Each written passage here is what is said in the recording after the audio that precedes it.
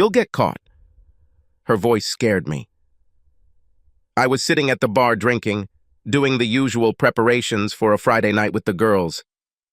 There were 5 of us that evening. There was also a 6th, but she had already found who she was looking for even before we arrived at the club, a tall, blonde man who radiated sex appeal. We all knew we wouldn't see her until Monday morning at the office. Turning slightly to the left, I saw an attractive and well-dressed elderly woman. The word elegant immediately came to mind. Her black dress was sexy but not cloying, her jewelry expensive but not ostentatious.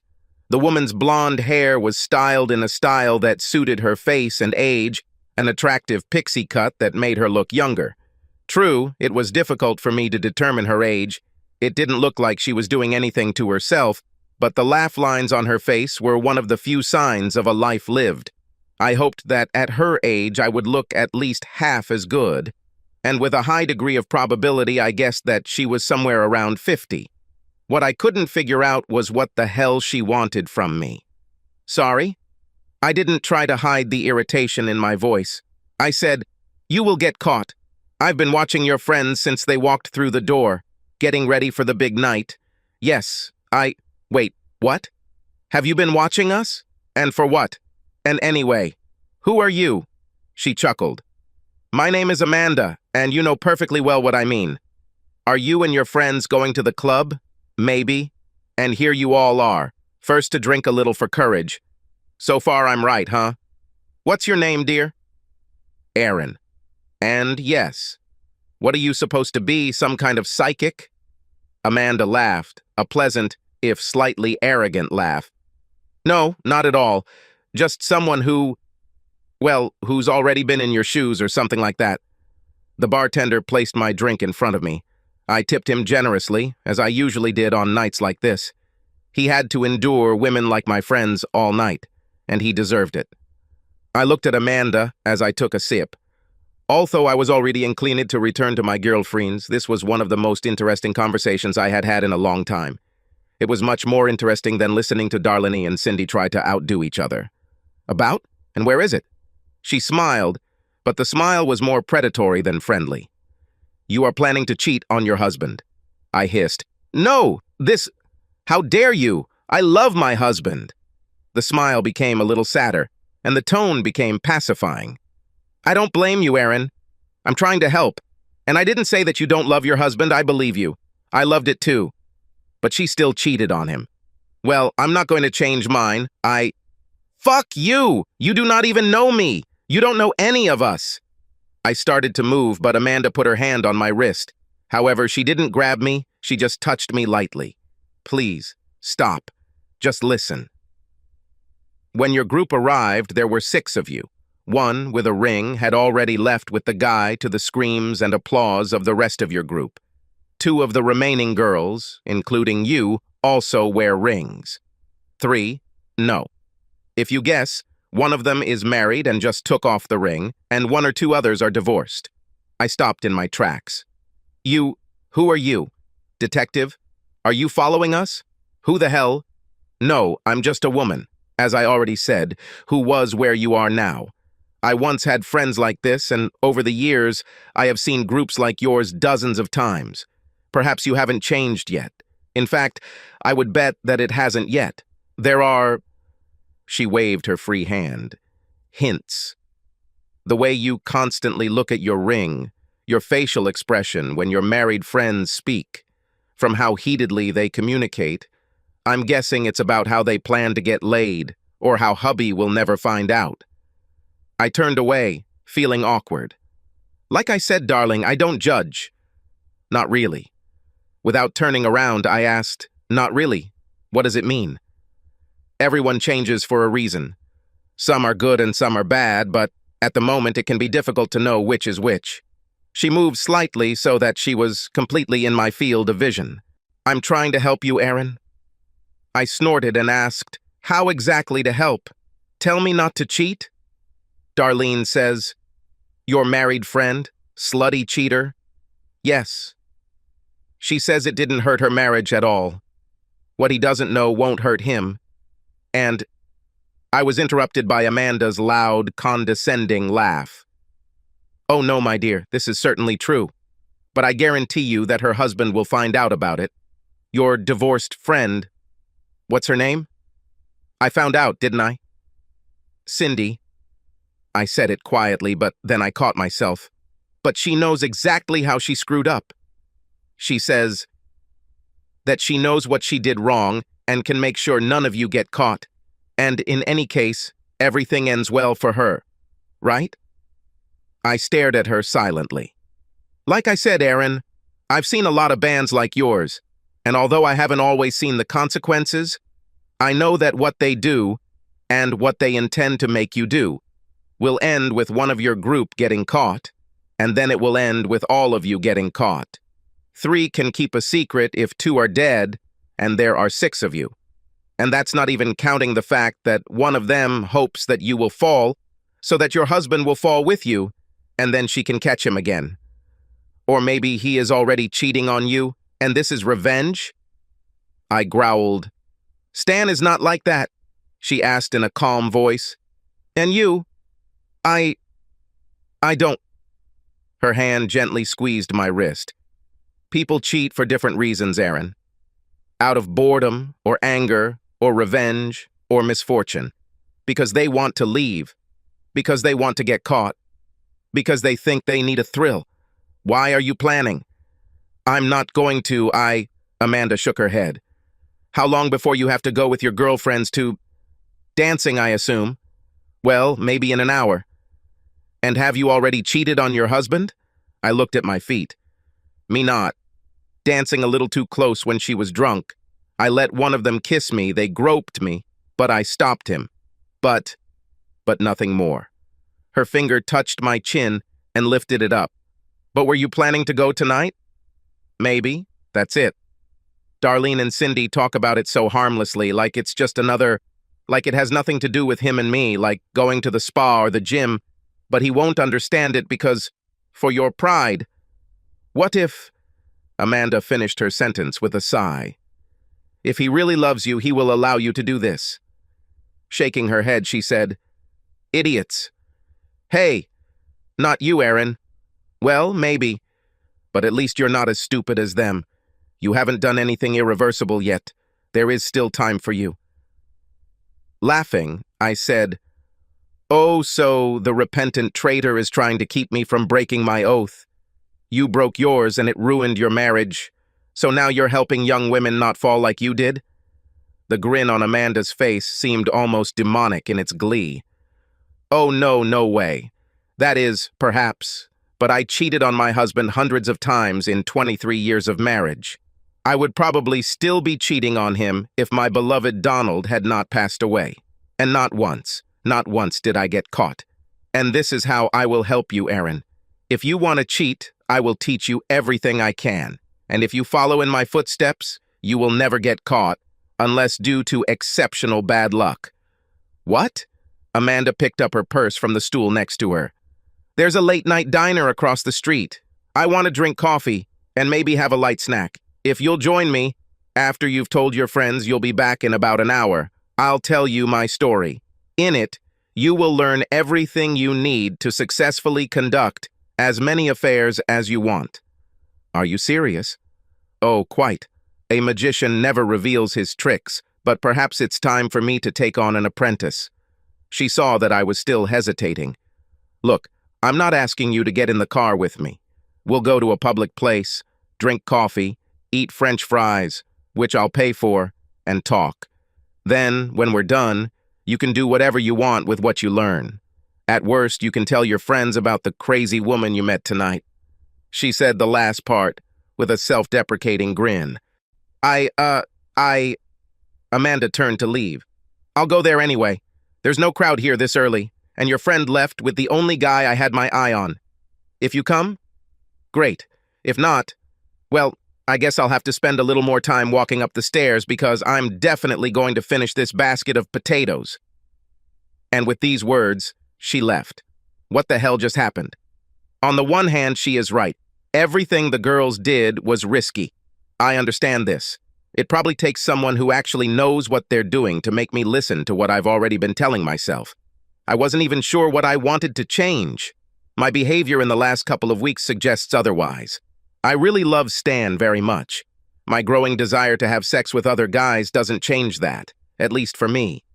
In the end, I'm sure that he fantasizes about other women, and I didn't go further than fantasizing. At least that's what Darlene and Cindy and the others told me. Although deep down, I knew I'd be damn pissed if I caught Stan doing the same thing to another woman that I was doing. But if I decided to pull the trigger, why wouldn't I want to become a good specialist? If Amanda is telling the truth, and she's gotten away with it for 2 decades and hundreds of guys, and her husband has no idea about it, why wouldn't I want to hear what she has to say? And if she was lying, then, as she said, it would make a funny story later. I told the girls that I wanted to get some fresh air before we hit the road, and that I would be back soon. They were already intoxicated, so Darlene simply shouted, "You better come back before we leave without you, and take all the best." Then they went back to a group game of marry, have sex, kill, this time about the guys in the office. Yes, I definitely need to get a different point of view before one of these idiots gets me fired and also divorced. The diner was one of those places where the entrance in big neon letters just said dinner without a name. It could have been built at any time since the 40s, and its furnishings reflected this. There was a strange, timeless atmosphere about it. Everything, tables, chairs, bar counter, etc., seemed cheap but damn durable. After nights of dancing, the girls and I ended up here more than once, those who didn't get laid, that is. The food wasn't great, but it was cheap, greasy, and plentiful. When I walked in, Amanda was looking off into the distance, her hands wrapped around her mug. When I approached the table, she looked up from her reverie and smiled widely. "Hello? I didn't know whether you would come or not. Glad you came." I sat down on the chair in the booth opposite her. Maybe I should get my head examined, but I think it should be more interesting than listening to Darlene and the girls work themselves out for the rest of the evening. She laughed. "I don't think this is a very high bar." I shrugged. "And that's true. But if you can tell me what you say, you can—" The older woman nodded, perhaps a little wistfully. "I can, but—" "I'm sorry. Could you tell me about yourself first? Not your whole life story, but what you do for a living, how long you've been married, and the like. I want to make sure that what I have to tell you, well, I think it's all interesting, but I want to make sure that it will be useful for you too. I don't want to waste your time or my time." "Fine. I'm 27. I met my husband at the end of my junior year in college. I majored in history, but then decided I didn't want to teach. So now I'm an administrative assistant. Stan and I started dating exclusively at the beginning of our senior year. We've been married for a little over 5 years. Is this marriage happy? In general, I mean." I nodded slowly. Yes, I would say yes. I have no complaints. He makes me happy. For the most part.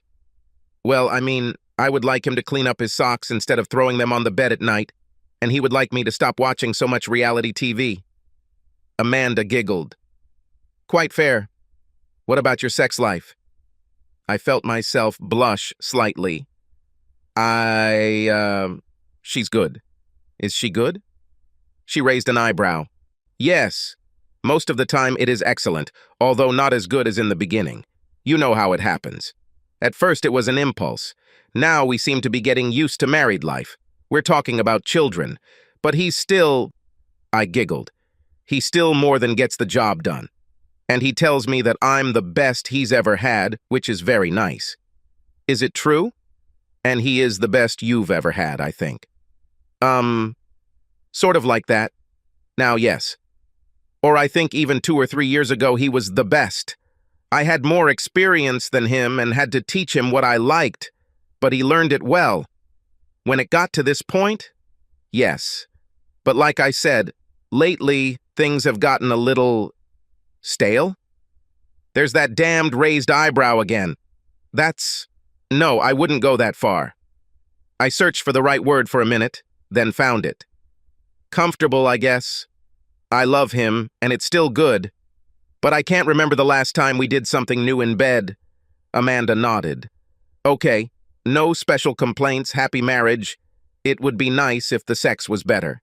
So, why are you thinking about cheating on Stan? Luckily, before I could respond, the waitress brought out the fries and poured me a cup of coffee. I took this time to think about how to phrase my answer. I didn't come here for her to roast me, but for her to tell me everything. No. I mean, yes, I expose myself to temptation, but never. I don't want to cheat on him. I don't go on a date with them thinking I'll find myself a boyfriend and have sex with him today. I miss the excitement. A fried potato went into my mouth, followed quickly by water when I realized it was too hot. What is it like in single life? She took a sip of coffee, the faint outline of lipstick remaining on the rim of the cup. I fanned my mouth with my palm. Yes, probably about the fact that you are free and desirable. It's not that I wanted to cheat on Stan, but when we started talking about kids and buying a house I sighed. I'm just wondering if I got married too early. Shouldn't I have played in the field longer? To understand if there is someone better there? No. I deftly dragged the next potato through the ketchup and this time let it cool. No, I love him. I really do. He's such a good guy and I want to spend the rest of my life with him. And I sure as hell don't want to hurt him. But, I don't know, I just feel like... I chewed the ketchup-soaked potato thinking. Amanda looked at me expectantly until I finished. I wish there was some way to end my marriage and get back to him, you know?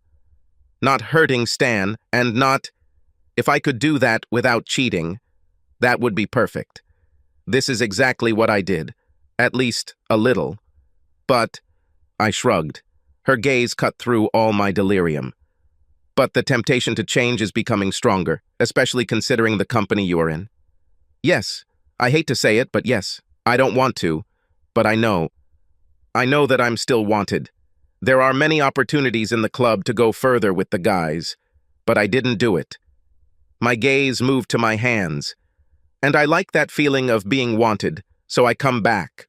But I worry that in the end, being wanted won't be enough. She smiled tenderly and put her hand on mine. I understand. Believe me, I understand everything, and I think I can help you. I raised my head again. Change? I don't know.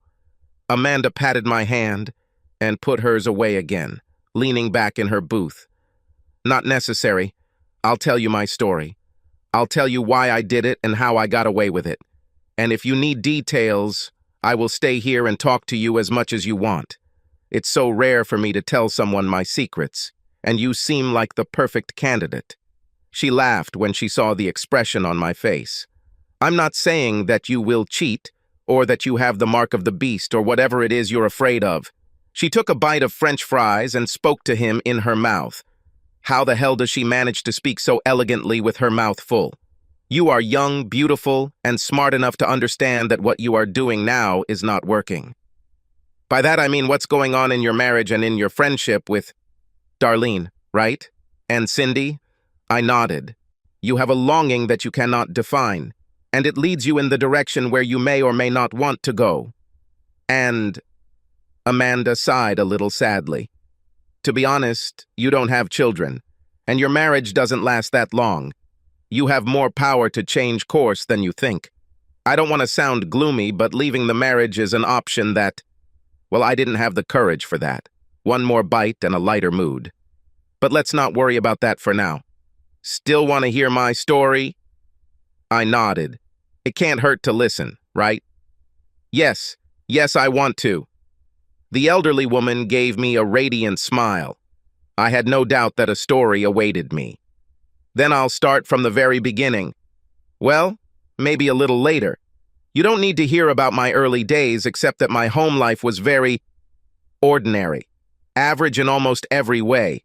Middle class, middle America, average happiness. If my parents could have 2.5 children, they probably would have done so. But I was not an ordinary girl. I grew from a stupid, big-headed child into a clumsy, ugly duckling. Although she was always smart, even too smart for my own good. I was a well-read and sharp-tongued little girl. Then, in my senior year, I changed. The ugly duckling turned into a swan, and it's not just about looks, although puberty has finally bestowed bountiful gifts on me. No, it was my intellect that allowed me to truly flourish. An expensive gift is just a nice thing without proper packaging. But packaged correctly? Presented with only tantalizing and enticing glimpses that hint at what lies within. This is where desire comes into play. Think about it. At Christmas, a child opens his gifts, plays with his toys for a few hours, maybe a day or two, and then puts them aside. And in a month, while they are lying under the tree, how often do they shake them, poke their fingers at them, try to guess by size, shape, and weight what lies inside? A month of delightful anticipation, followed by several hours of rapturous pleasure. Which of these is more interesting in retrospect? I nodded again, although I must admit I was still a little disappointed. So, you understand how to present yourself. You became beautiful and then studied makeup and fashion, right? She laughed. I know it doesn't sound very good, but you have to understand. Let me ask, have you always been the gorgeous young woman who now sits across from me? I blushed. I don't know if I would have gone that far, but I've never been ugly. I guess I was going through a bit of an awkward period. But you don't know what it's like to be invisible or even repulsive to your peers, and then suddenly become an object of desire for one half and contempt for the other. No, not really. Amanda put the fried potatoes into her mouth, apparently enjoying the taste as much as the story. And I had it. And then I found my first and longest love, to be desired. For me, this is what has always been there, this impulse to be desired. Sex is fun, but it's like opening a present at Christmas, the culmination of an experience, a burst of joy that justifies the melancholy. I took a sip of water. Okay, yes, I understand that. But it doesn't explain. Hold your horses, student. I'm just setting the stage. She giggled. I create a wish if you want. So I started dating my senior year, lost my virginity at prom, after half a dozen of the hottest guys in school asked me to it, and then went off to college. It was there that I first tried being monogamous, and failed. Amanda sighed, the energy that had animated her seeming to dissipate as the breath left her lips. Then I offended several good young people, and ruined her reputation. There was one boy who I know loved me very much, and I loved him too. True, I loved it very much, but She took a sip of Coca-Cola, seemingly lost in thought. This was the first time I saw her showman mask slip that evening. The love of my life was my husband. But I think that Jeremy could have become him if I had not treated him so cruelly. I don't even...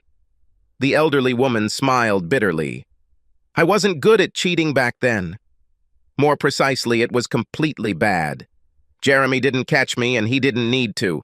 He just needed to not be completely blind, and he wasn't. Why did you cheat on him? Amanda looked at the table. That's the question, isn't it? Why did I cheat on him and my husband and all the other wonderful men in between? When she looked up at me again, there was pain behind her eyes and in the tight smile on her lips. Amanda sighed. I'm getting ahead of myself. Taking a deep breath, she continued. Addiction lies in the fact that you don't want to believe that it is an addiction. Nobody wants to. It doesn't matter if it's drinking, eating, or gambling. The excuses are different, but they are each other's cousins. The just one drink excuse is very close to, I was just dancing with him. A non-addict might drink a beer or dance a little too closely, and that would be the end of it, at least if nothing else happens. But for an addict, this means that a person is opening himself up to disaster. And then when a disaster happens, we resort to rationalization. I had a hard day, so I drank a bottle of vodka. It's my birthday, and I can eat as much cake as I want. Amanda's face distorted into a grimace. Our relationship should have ended already. I just haven't told him about it yet. All ways to justify excesses that we don't want to admit are excesses. She smiled brightly as she walked back to center stage. I didn't know then that it was an addiction. I thought I was just depraved, tossed between intentional loneliness and certainty, absolute certainty that this time it would be different, that this time I had found the perfect guy, and that what I had before was stupid college girl crap.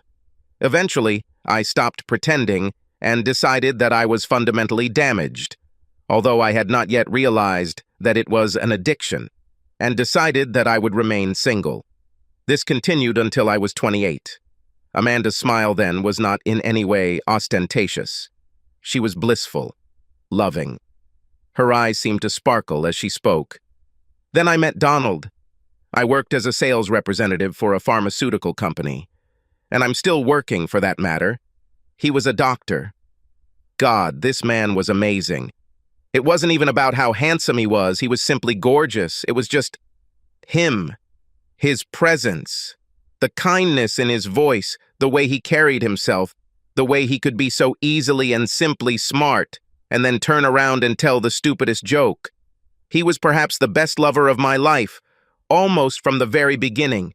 In the top 10, and maybe even the top 5, best partners of all time. I was amazed on the spot in a way that even poor Jeremy had never been amazed. I fell in love with him so easily. That's why I pushed him away for so long. But he pursued me, and finally drove me away. But he didn't stop pursuing me. Looking back, I think that's why I was able to convince myself that this time everything would be fine, that he and I would work out. No man before or since has ever pursued me like Donald, and it didn't stop even after we became engaged or married. For the first time in my life, I didn't feel the need to be pursued by anyone else. But you cheated on him. But yes, I cheated on him. She raised her glass, and the waitress came over to fill it. True. Only a few years after the wedding, he stopped pursuing me the way he used to. I don't blame him.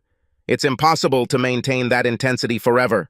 And I loved him very much. I tried to hold on as long as possible. But I felt this little itch right in the back of my head, and I couldn't scratch it. He'd kiss me, ask me out to dinner or dance, and it was like... Amanda looked up at the ceiling. Do you know what methadone is? This is, for heroin addicts, right? To help them quit. Right. It is a weak opioid that mimics some of the effects of heroin, but is not addictive or dangerous. It's effective, but... She chuckled. You'd be surprised how many heroin addicts hate it, recover it or not. It is extremely close to what their body requires, but it is not enough.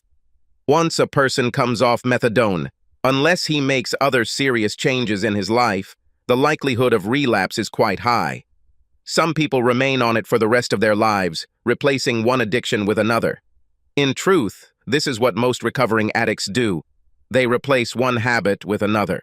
This is why there are so many heavy smokers and coffee drinkers at Alcoholics Anonymous meetings. Even celebrities with all their resources do it. Johnny Cash became immersed in religion. Robert Downey Jr. has become a fitness freak. Have you ever watched the movie Trainspotting? No? A great movie. I raised my hand. Sorry, but what are you getting at? I thought this was about... Amanda made a, yeah, I got it motion. We are talking about how I cheated, remaining unpunished. But first you have to understand why I did it. This will give you information on how I did it. Understand? The blank expression on my face showed that I didn't really understand. She sighed. You'll understand. So, methadone. Donald's affection after we got married a couple of years ago was like methadone for me. They were enough to keep me clean, but not nearly as much as I wanted. They scratched the itch, but did not get rid of it. And they were... God, in some ways, they were much worse. Another deep breath. A little less than 3 years of our marriage passed when I cheated on him for the first time. I was in a bar in another city visiting an old friend, and suddenly she became desirable to strangers again, free, and... She shook her head. And it was like giving a recovered alcoholic a bottle of vodka. I danced, flirted, knowing that this was a bad idea. One guy wanted me very much, just very strong. I could almost smell him, I let him groom me, knowing how dangerous it was, knowing how it could end, and hating myself for it. He groped me on the dance floor, and I let him. We found a dark corner, and he stuck his tongue down my throat. And then I went to the toilet and bought a cheap package of condoms from the vending machine. We snuck out the back door of the club into his apartment, and he took me in just about every way a man can take a woman. The only condition I made, the only concession of fidelity to my husband, was that we had to be separated by rubber. A few hours later, I stumbled back to my hotel room, exhausted, tired, euphoric, and... She frowned and sighed, and feeling worse than ever. Without taking off my dress, I climbed into the shower and cried under the running water for probably an hour, wanting to die before Donald met me. Amanda sat silently for a while, looking into her cup as if she could find the answers there. Without looking up, she continued her story. I thought about telling him everything, but I knew my husband. It would have killed him. He loved me very much, despite the fact that I told him about my past. Then I still didn't understand the depth of my need. I still thought that in my youth I was just a bastard and that I had finally found a man who would make an honest woman out of me. A good woman. Sad smile. And he did. Actually, I did. Just not good enough. She looked up at me. I drowned Donald in affection when I returned. However, I always did this because I loved him very much. It was easier that way. He didn't suspect anything, and I did everything possible so as not to feel guilty in front of him. After that, I kept my word of honor for some time. I lasted a few months, but the itching returned. In the end, I had to leave for work, and... Amanda shrugged. It was nice to believe that I could be a good person, at least for a while. That I just made a mistake. This went on for almost the rest of my life. I traveled a lot for work, so whenever I got the itch, I would find someone to sleep with. Never doing the same thing twice, whatever. Even in the same bar twice if it could be avoided. She always used protective equipment and took every possible precaution to avoid getting caught. And I never got caught. Never? I couldn't hide the doubt in my voice. I admit it wasn't easy a few times. At the very beginning, I made the mistake of getting involved with one idiot who tried to start our sex while I was talking to my husband. I hung up, kicked him out, and then called Donald back and said that the hotel phone had a bad connection. I never liked it when people said nasty things about him, but from then on, guys who disrespected him were taboo for me. She giggled when she saw the expression on my face. More than just disrespect. Well, you understand, it's always disrespectful. This I accept. I know he deserves a better wife. I just couldn't give it up. Amanda looked out the window. I was probably dependent in many ways. You always say that you are addicted. Although, to be honest, I had a hard time finding words that wouldn't anger her. Sounds like a bunch of crap? Yes, I know. And when it comes to something like this, it often is. When I was trying to improve in between infidelities, I went to a group to combat sex addiction. You know, it's like Alcoholics Anonymous, only for... She waved her hand. And while I discovered that I didn't quite fit the criteria, I also discovered that there were many who,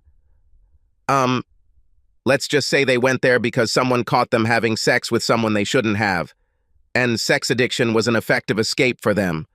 Oh, honey, I know I cheated on you with your sister, but I found out that I have a sex addiction. Goats. But I know that I really have an addiction, or compulsion, and I can prove it. For now, let me tell you the rest of my story. She took another bite of the fried potato, then frowned and pushed the basket towards me. It's time for me to stop. An unexpected laugh escaped her lips. And this is what an addict says. Amanda leaned forward. So, one day, I almost got caught. And then there was a time... She swallowed. And then there was a time when some brat took me without my consent. Oh my God, the older woman shrugged. It was terrible. And I'm not making excuses for this guy. If I saw him today, I would shoot him. Because of him, I got a license to carry a concealed weapon. But I went to bars, invited unknown men to my room, and then told them that sex could only be with a condom and that I would not be on my knees. In the end, I came across someone who did not want to agree with this. I reached out to touch her hand. She smiled, then waved me off. It was a long time ago, even before children, more than 20 years ago. I remember being very upset at the time that I would have to hide all the evidence from Donald and keep him at a distance until I passed the test. How disgusting this is. But my husband, I had thrush until my period came, and by that time there was already enough time to get checked for almost everything. He didn't even blink an eye. He just wanted to make sure I was okay. There was a small chance that I had contracted one of the diseases with a longer incubation period, but they are not transmitted until they are active. I just had to constantly get tested, like a woman of easy virtue. But we dodged the bullet. I dodged the bullet. Suddenly a thought came to mind. You say that you have children. Is there any chance? No. Amanda's voice sounded louder than she apparently wanted, and several people looked in our direction. She lowered her voice again. No, Chancey. When we decided to have children, I refueled during the trip, just before we wanted to start, and when we returned, I stopped taking the pills. Thank God Donald was damn courageous, and it only took us a month each time. She bit her lip. And yet I was worried. Knew that by all accounts the children, when they were born and all that, should be Donald's. But I was paranoid about this. I would definitely confess if one of them was not from him. I couldn't do anything else with him. So she arranged for all of us to be tested as part of a work-related genetic testing program that actually had nothing to do with work. Fortunately, the paranoia turned out to be just paranoia, and everything turned out to be okay. Did you cheat during pregnancy? No. This word was pronounced with a hint of artificial gaiety. At that time, Donald was very protective of me, so it was easier. Not easy, but easier. I was horny as hell, but it never... Like I said, it's not about sex, it's about desire. Sex is just the end. She grinned. I think Donald had a fetish for pregnancy because there was more sex during this period. Her dreamy, distant smile was clearly caused by pleasant memories. Those were such good times when I was pregnant, and then when the children were very small. I don't know why, but something about children. Maybe it was overwork, or maybe it was the fact that they just constantly needed me, but it was an even stronger replacement than Donald's love. For a while after my oldest was born, I thought that, I don't know if maybe having something bigger than myself or my marriage would finally fix me. That this is finally what will make me a worthy person. Amanda stared at her half-empty cup for a while. When she spoke again, her voice cracked slightly, but it was not so. She looked up at me, her increasingly insincere smile no longer hiding her pain. As soon as my son went to kindergarten, I felt that the itching began to return. And although it passed again after the birth of his daughter, that was all. For 6 of the 23 years of marriage, I was a faithful wife. What about the rest of the time? She shook her head. You said you tried to stop. She nodded, taking a deep breath and trying to pull the mask tighter over her face.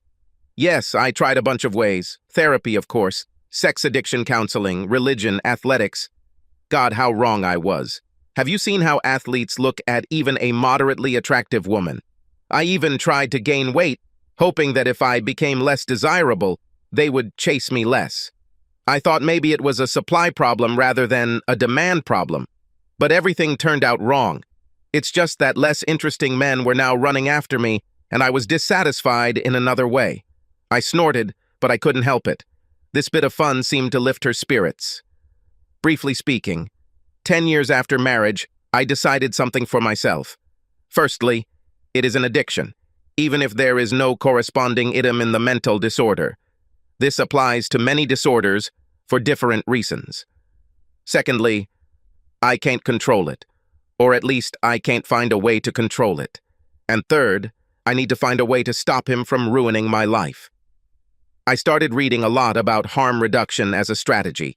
That is, do not try to give up the addiction, but limit the influence of addiction. I saw a news article that stuck out to me about a woman who was a successful businesswoman and mother, but lived with a heroin addiction for over 20 years.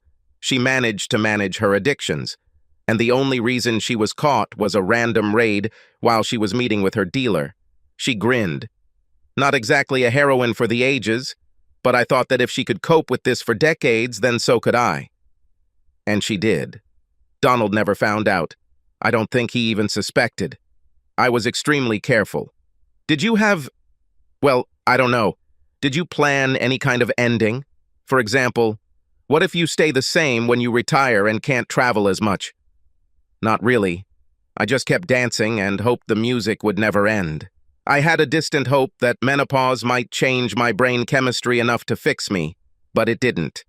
That's what addiction is. After all, it's just a matter of brain chemistry. There's a reason why for almost all addictions, smoking, drinking, you name it, the successful quit rate is around 5%. It's not that people don't want to quit, it's that they can't.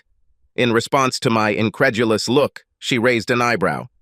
Do you believe it? No, that's not the point, Amanda nodded toward someone at the other end of the diner and spoke quietly. That guy over there, he probably weighs 260 pounds, maybe 300.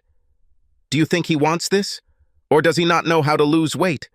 I guarantee he knows more about diets than you or I will ever know. And he eats a piece of pie, which I doubt he even likes. He sits alone in a diner, eating something he doesn't even want to cope with a hunger he can't and won't understand. Not real hunger, not the kind that comes from starvation, but because some small trickle of molecules in his brain just isn't enough to make him stop. This is true for anyone who is trying to quit smoking, drinking, or eating. It's me. Or at least, I was. Was it? She looked out the diner window again, her eyes wet. After Donald died, I went completely off the rails for a while. Without him in my life, the itch became much worse. I didn't realize how much his love and devotion helped me just function like a normal person. Less than a month after his funeral, I was already sitting in a bar and waiting for them to start pestering me. And every night for the next 6 months, I brought home someone new, sometimes not even one, but never in our bed. She sobbed and wiped her eyes. I couldn't do that. It was still our bed. Even when he was gone, I couldn't do that. I allowed myself to do other things. I stopped taking care of my health as I should have. I began to drink more. I was careless about safe sex, all such self-destructive actions. I wanted to die and be with him again. In the end, my friend persuaded me to go to the doctor, more precisely, to several. Of course, to a psychotherapist, and also to my therapist for an annual checkup.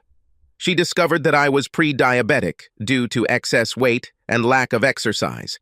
Prescribed a drug that was approved by the Food and Drug Administration. I got my weight back under control and out of the diabetes danger zone. She took a sip of her coffee. Oh, and he cured my addiction. What? Yes. At first I didn't understand this. That is, it did not help immediately. It took several weeks. But even after the first injection, the itching became less. And after the first 2 weeks, he simply disappeared. He just disappeared. I still had needs, sexual needs, but I didn't feel that mindless hunger. The bottomless pit was filled. At first, I chalked it up to my friend's intervention, to the fact that he brought me to my senses after Donald's death, therapy, and so on. But when did you finally receive a clean report from the doctor and stop giving injections? Lord, she sighed. I became slutty again like never before. And what were you doing? I was engaged in sales of pharmaceutical products, as I already said. I know all the tricks to get cheap drugs and easy prescriptions. So I started working on my own again, as soon as I realized what had happened. And, as before, the itching went away. A couple of months later, I began to read in magazines that this drug reduced the level of addictive and compulsive behavior among the test groups. Drinking, smoking, compulsive overeating.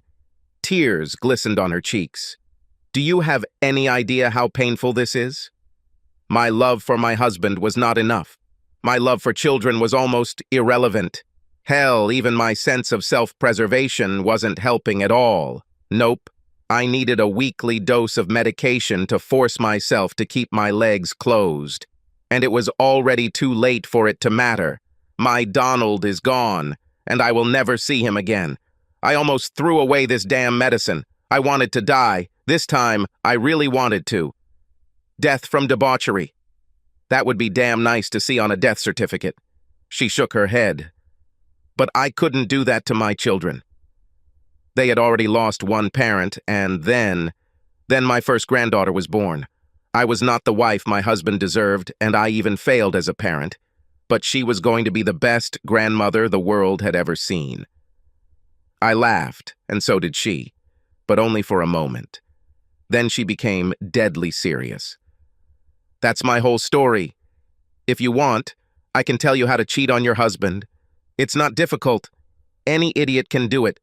It's not much harder to avoid getting caught, especially if you're only going to do it once. Go somewhere, pick up someone at a bar that's not your hotel bar, take them to a dingy hourly motel, and have sex. If you want to continue in the same spirit, find a job that requires travel. Follow the same rules I just said, but get a second phone. Make sure it comes from a separate credit card that your husband will never see. Be prepared to lie to his face. Always. Always have a lie ready. Always use condoms. Buy a gun like I did in case some asshole tries to rape you. Never trust anyone. Build yourself a second life that isolates you from those you love. Avoid real friendships. Never get drunk if you are not alone because God knows what you can give out. There is a lot more, but you already understand, right? I nodded, feeling slightly nauseous. Yes. If you cheat once, you will always cheat, is half nonsense and half true. Which one do you think applies to you? Maybe you can take advantage of some random guy at the bar and it will be a nice memory when you're old. Or maybe you'll do it more than just once. Do you want to play a game of chance to find out which one you are? No. I sighed. What should I do? Well, what about my girlfriends and Stan and everything else? She took a deep breath and let it out slowly. I cannot tell you. Clearly something is not quite right, and you need to work through it with him. Go to a consultation, go on a trip, buy whips and chains. I laughed. But whatever you do, throw those fucking friends of yours under the bus, at least for him. How much you tell him is up to you. Although I think you should be, completely honest. But put it all on them. I guarantee that he would rather blame it all on them than believe that you yourself came so close to it. And then, stay away from them. Change jobs if necessary. I nodded. Yes, come on. You're right. Thank you. You're welcome, Aaron. And good luck. Amanda stood up smiling and threw a 20 on the table. Now, if you don't mind, I'll go back to the bar to touch up my makeup and see if it's gotten any better since we left. It's been a few months now, and I still have needs. Grinning, she turned and walked out the door, then waved out the window as she passed by. I sat there for a while, eating cold French fries and thinking, God, how close did I come to becoming Amanda? I am not a traitor. I love my husband. What the hell was I thinking? Soon I got up and almost ran to my car. I needed to go home to my husband and confess everything. My vision blurred with tears as I drove, crying for myself and for the wonderful, broken woman who saved me from myself and from the so-called friends who wanted to drag me down with them. At home, Stan stood up from his chair when he saw the state I was in. God, how could I even think about hurting him? About hurting us? He hugged me and listened to me babble about what I had done, what I almost did, and about the old woman who intervened. His face became increasingly gloomy, but when he finally spoke, my husband's first words were, I love you. Thank you for telling me everything. I'm angry, but together, we will get through this. I sobbed in his arms as he carried me to our bed. We lay together as when we first fell in love with each other, alternating tender lovemaking with frantic, desperate intimacy. I needed him. I needed him more than anything, and he showed me the same passion. Never again will I let any of us forget this. After that, with the love of my life sleeping next to me, I lay awake for a long time. I'm not religious, but that night I needed to believe that Amanda's pain had a reason. I have someone to thank because her voice at the bar saved my marriage. I silently prayed for her, thanking God for sending her to me. I asked Him to watch over her and her family, and in the end, I asked Him to have mercy on her when the time came. May we all receive graces that we do not deserve. I received mine that evening. Subscribe to our channel so that your second chaff doesn't cheat on you, and go ahead and listen to the next story, because this story is nothing compared to the next one. If you're under 18, don't even think about listening to the next one.